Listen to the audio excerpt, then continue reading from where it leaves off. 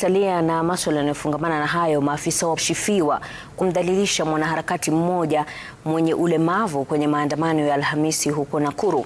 Maafisa hao walionekana wakimpokonya mtu huyo mikongojo anayotumia kutembea kisha kumvuruga juu ya gari la polisi alipokuwa akiandamana. Na kama anavyotuarifu Crispin Otieno, mtu huyo alifikishwa mahakamani hii leo na kisha kuachiliwa. Ni picha ambazo zilinakiliwa Alhamisi jinsi ambapo maafisa wa polisi walimnasa James Mbogwa, mwanaharakati mwenye ulemavu katika mji wa Nakuru. Katika kanda hii, Mbogwa aliyeonekana kuwa na msaidizi anavamiwa na maafisa wa polisi waliokuwa wakimfuata kimya kimya kwa madai ya kuwa na lengo la kuchochea wengine. Makabiliano makali yanazuka hapa kati yake na zaidi ya maafisa 8 wa polisi.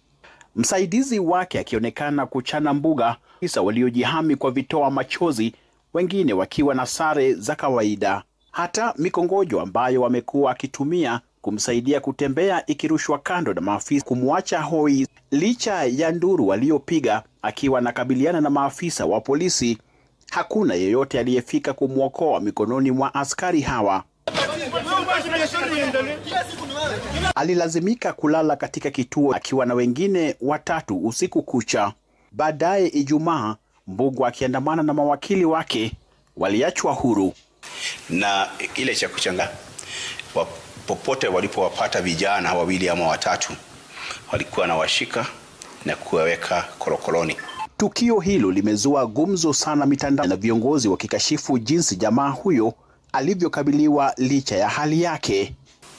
Alipatikana na polisi, akashikwa, akaangushwa, akawekwa ndani, na leo walifikishwa katika mahakama ya Nakuru wakishtakiwa na shtaka la kufunga barabara. Lakini Mbogwa sio mgeni kwa masuala ya uharakati. Mwaka 2024 wakati wa maandamano ya Gen Z, alijipata pabaya mikononi mwa maafisa wa polisi alipopatikana katikati ya vitoa machozi wakati huo.